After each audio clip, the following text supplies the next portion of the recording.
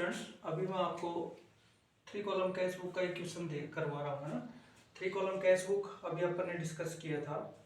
तो simple cash book, 2 column cash book and 3 column cash book, ये 3 column cash book का formats अपन ने लिया।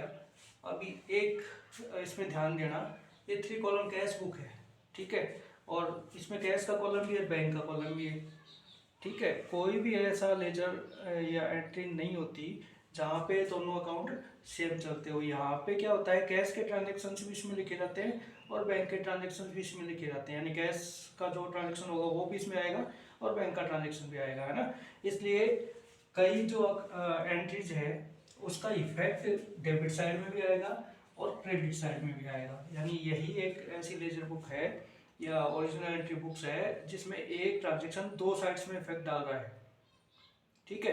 क्योंकि कैश बुक भी यही होती है, बैंक बुक भी यही होती है ना। इसलिए कुछ ट्रांजेक्शन ऐसे होंगे, कॉमन होंगे, जो डेबिट साइड में भी आएंगे और क्रेडिट साइड में उनका इफेक्ट होगा। तो इसलिए इसको, इस तरह के जो ट्रांजेक्शन होंगे उनको अपन कहते हैं कॉन्ट्रा एंट्री। अभी अपन जब क्वेश्चन करेंगे तब क्लियर होगा, कॉन्ट्रा एंट्रीज, ठीक है। यानी ऐसे ट्रांजेक्शन्स जो कैश एंड बैंक से रिलेटेड होंगे और बोथ साइड में अपना पर एंट्री है वो बोथ साइड में अपना इफेक्ट दिखाएगी, तो उसलिए अपन उनको कहेंगे कॉन्ट्रा एंट्री।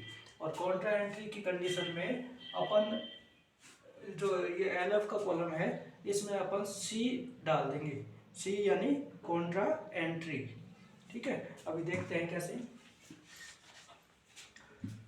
फर्स्ट ट्रांजेक्शन है ना। इससे पहले अपने को जर्नल प्रिपेयर करनी पड़ती है और जब आप परफेक्ट हो जाओगे एकदम से कि भाई अपने को जर्नल एंट्रीज एकदम क्लियर है, तो उस कंडीशन में अपन क्वेश्चन पढ़ के भी डायरेक्ट लेजर में पोस्टिंग कर सकते हैं। लेकिन अभी अपन पहले एंट्री बनाएंगे, एंट्री के थ्रू फिर अपन इसमें पोस्टिंग करेंगे।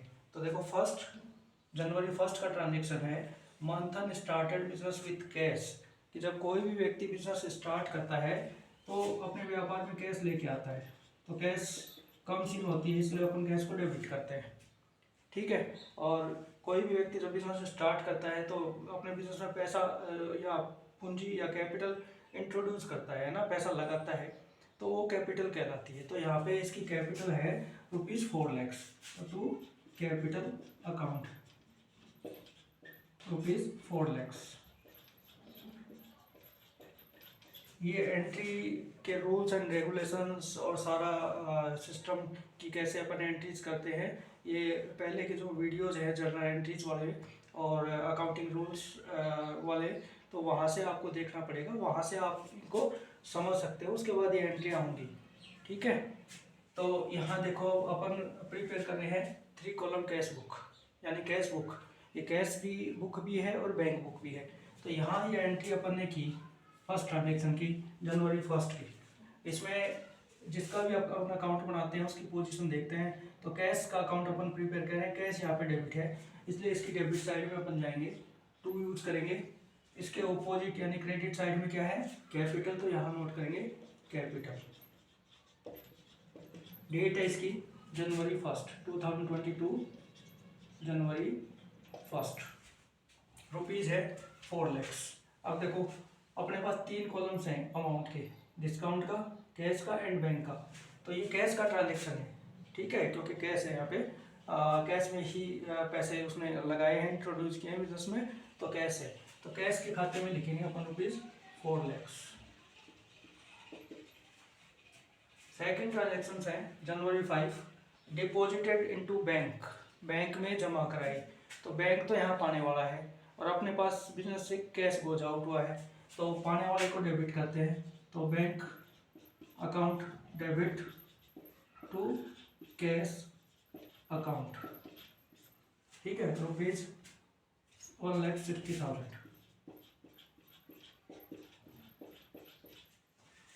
अब देखो यहाँ पे, अभी मैंने आपको बताया था कि ये बैंक बुक भी है, यानी बैंक अकाउंट भी है और कैश अकाउंट भी है। इस एंट्री में देखो, बैंक अकाउंट डेबिट और कैश अकाउंट क्रेडिट, ठीक है। तो ये बैंक अकाउंट भी यही है या बैंक बुक भी यही है और कैश बुक भी है, तो इन दोनों का इफेक्ट आएगा दोनों साइड्स में, है ना। देखो, बैंक, ये बैंक अकाउंट है तो बैंक डेबिट में है इसलिए डेबिट साइड में आएंगे, टू यूज करेंगे। इसके ऑपोजिट में यानी क्रेडिट साइड में है कैश, तो यहाँ पे कैश लिखेंगे। अभी तक जितने भी लेजर पोस्टिंग आपने की है उसमें जिसका भी अपन अकाउंट प्रिपेयर करते हैं उसका नाम उसके अंदर एंटर्ड नहीं होता, पोस्टिंग नहीं होती कभी भी, ठीक है। लेकिन ये एक ऐसा अकाउंट है कि जिसमें जिसका भी अपन अकाउंट बनाते हैं उसका नाम भी उसके अंदर एंटर्ड होता है, इसलिए इनको कॉन्ट्रा एंट्री कहते हैं। तो देखो अपन ने फर्स्ट किया बैंक, ये बैंक का अकाउंट है, इसके डेबिट साइड में गए, इसके अपोजिट में कैश है, कैश लिख दिया। अब देखो यहाँ कैश लिखा है ना, और पोस्टिंग अपन किसकी कर रहे हैं, बैंक की, तो बैंक वाले कॉलम में पैसा डालेंगे इसके आगे 1,60,000, ठीक है। अब क्रेडिट साइड में कैश है, ये कैश अकाउंट भी है, ये क्रेडिट में यहाँ पे, तो इसके क्रेडिट साइड में गए, बाई यूज किया।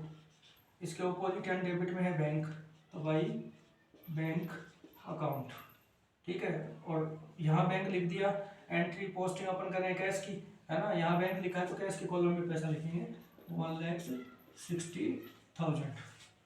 अब इनकी डेट देखो, जनवरी 5,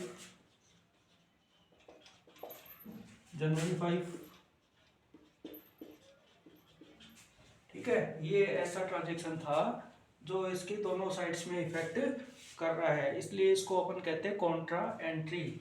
तो LF के कॉलम में इसके जस्ट सामने कॉन्ट्रा सी और यहाँ भी सी, यानी ये कॉन्ट्रा एंट्री है, यानी इसके बोथ साइड में अपन ने इसको एंटर्ड किया है।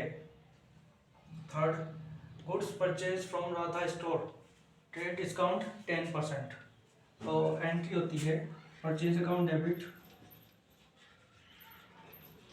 टू राधा स्टोर, अब देखो 1 लाख का माल परचेज किया राधा स्टोर से, अब राधा स्टोर का नाम आ गया इसलिए अपन ने उधार का ट्रांजेक्शन माना और purchase account debit to Radha store किया, रुपीज़ थे 1 लाख। अब इस पे 10% ट्रेड डिस्काउंट है, ठीक है।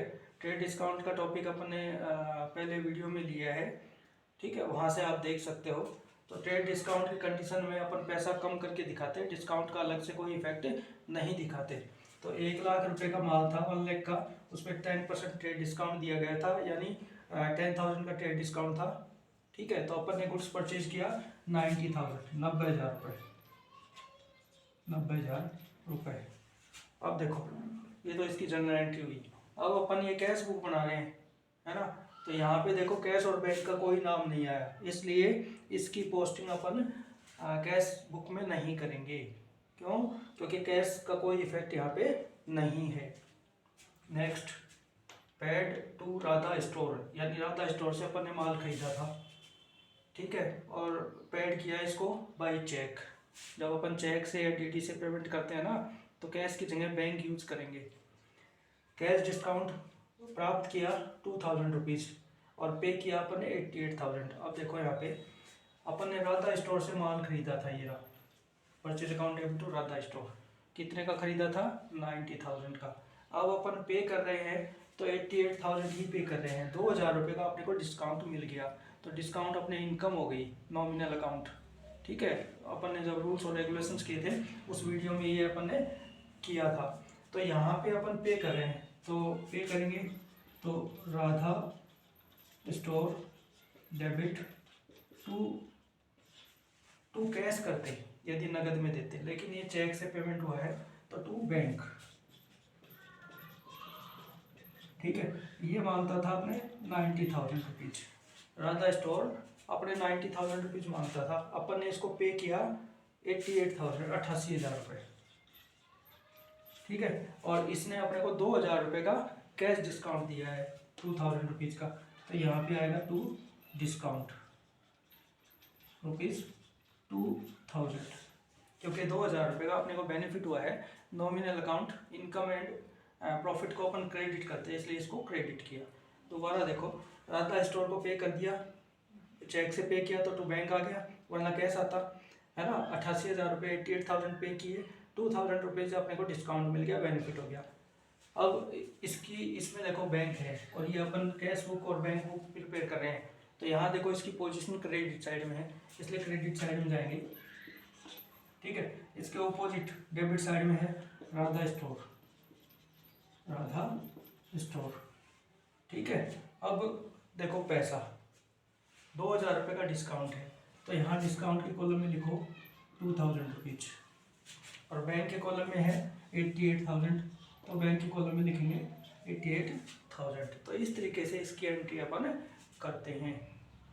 डेट है इसका जनवरी 8।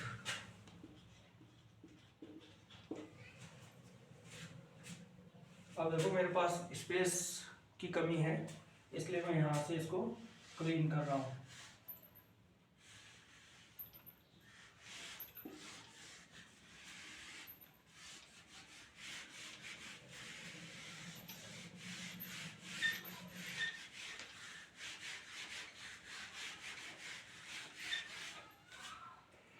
नेक्स्ट जनवरी 11, गुड्स सोल्ड, माल बेचा।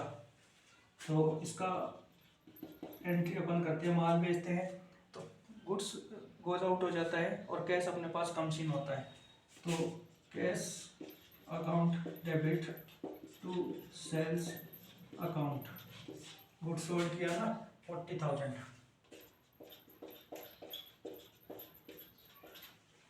ठीक है। अब इसकी पोस्टिंग अपने को कैश बुक में करनी है।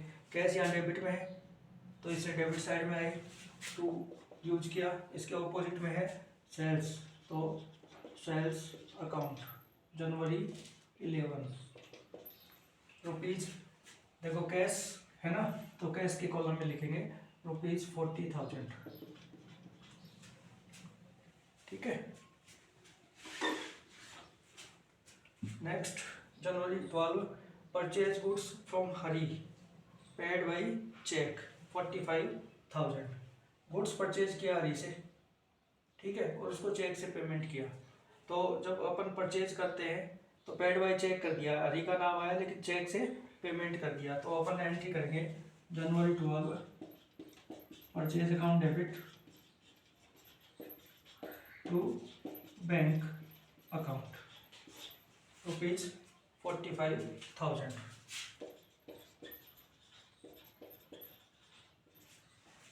ठीक है। अब देखो बैंक जनवरी 12, बैंक क्रेडिट में है इसलिए क्रेडिट साइड में गई, बाई, और डेबिट में है परचेज, तो बाई परचेज अकाउंट जनवरी 12 45,000। ये क्रेडिट बैंक है तो बैंक के कॉलम में लिखेंगे 45,000 रुपीज।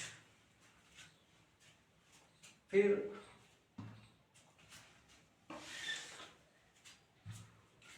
जनवरी 15,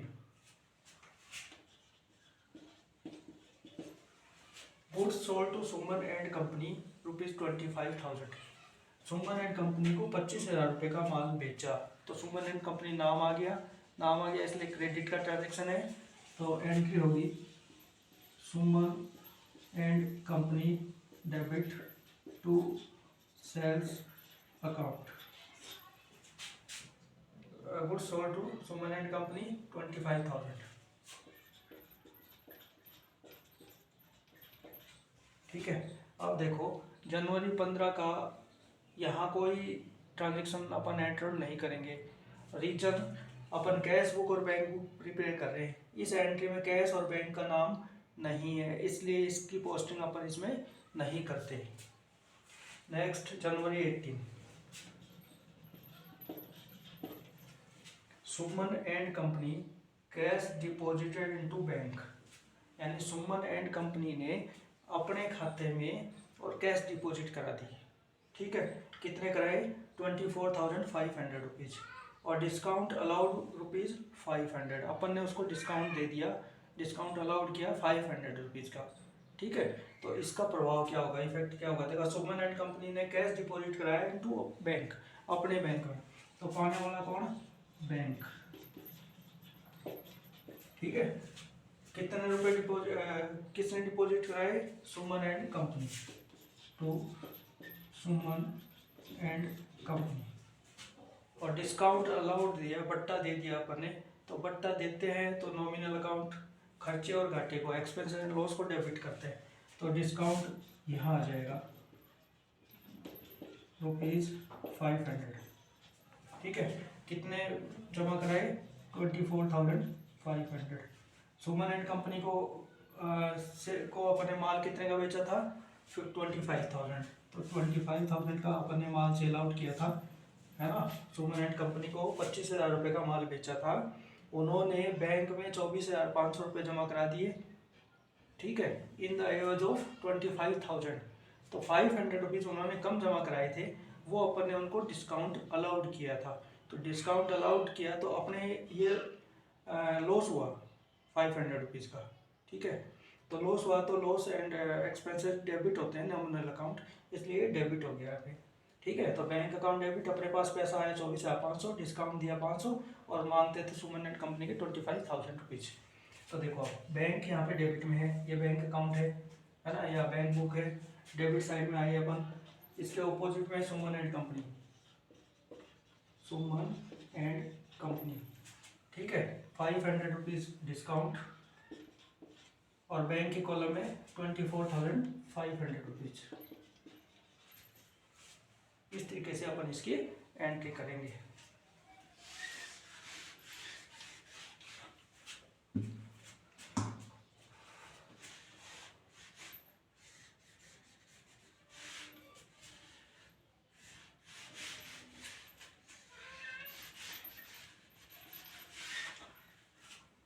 नेक्स्ट है January 20 furniture purchased and paid by check.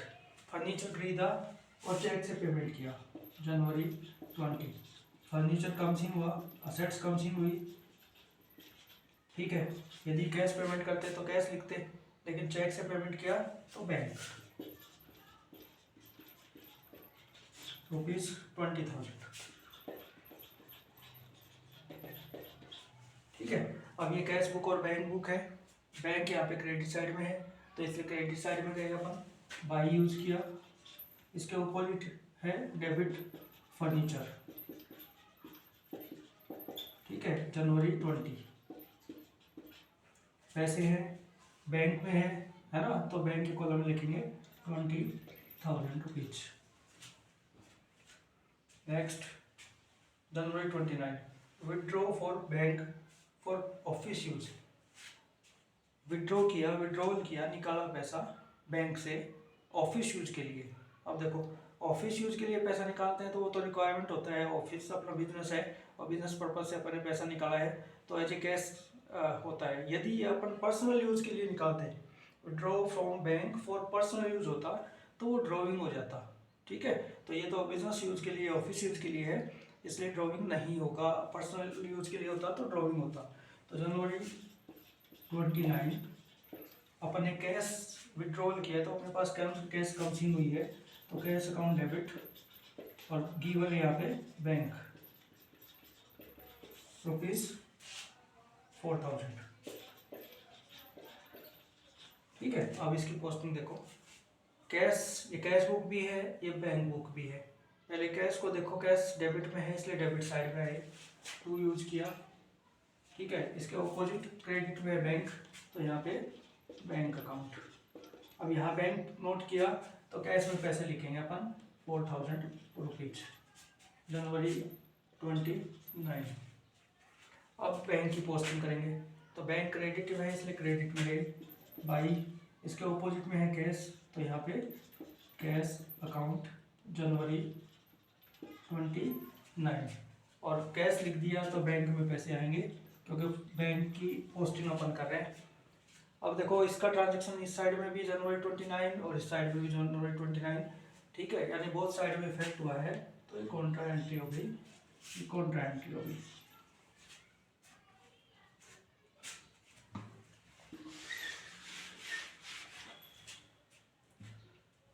जनवरी 30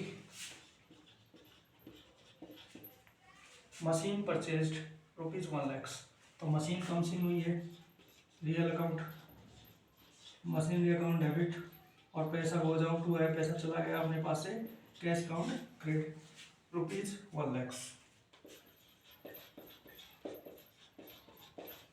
ठीक है। अब देखो ये कैश बुक है, कैश यहाँ पे क्रेडिट है इसलिए क्रेडिट साइड में गए, बाई यूज किया। इसके ऑपोजिट डेबिट साइड में मशीनरी, तो by machinery account.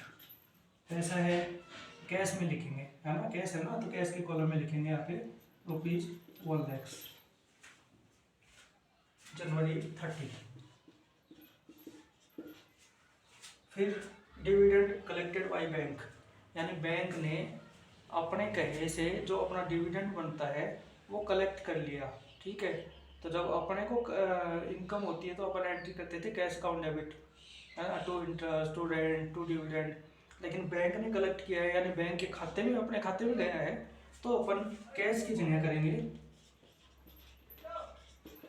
Bank account debit to dividend. अब डिविडेंड क्रेडिट क्यों हुआ, क्योंकि ये अपने को इनकम हुई है, इनकम है इसलिए क्रेडिट करेंगे अपन। जैसे इंटरेस्ट रिसीव्ड होता है ना, तो cash account debit to interest करते हैं, यदि नकद में रिसीव्ड होता, बैंक में रिसीव्ड होता तो bank account debit to interest करते हैं, है ना। तो यहाँ पे bank account debit to dividend 7,500 rupees. तो बैंक यहाँ पे डेबिट में, इसलिए डेबिट साइड में आए, और इसके ऑपोजिट में डिविडेंड है तो टू डिविडेंड, ठीक है, जनवरी 31। और बैंक के कॉलम में पैसे लिखेंगे, ये बैंक का कॉलम है 7,500 रुपीज, ठीक है। इस तरीके से अपन इनको एंटर करेंगे।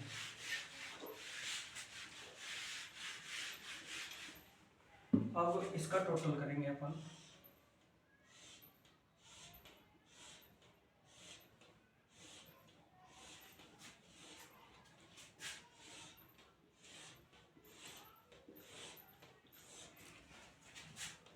थोड़ा स्पेस छोड़ के इसका टोटल करेंगे। अब देखो, फर्स्ट लेते हैं बैंक, बैंक की इस साइड का टोटल अपन करते हैं।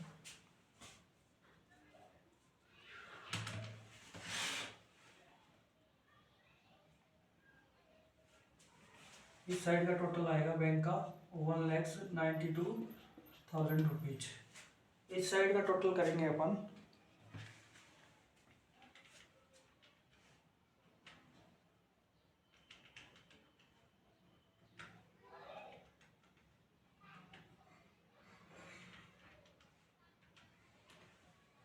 इस साइड का टोटल आया 1,57,000। तो इस साइड की ये साइड बढ़ी थी 1,92,000, इसमें से 1,57,000 लेस करेंगे,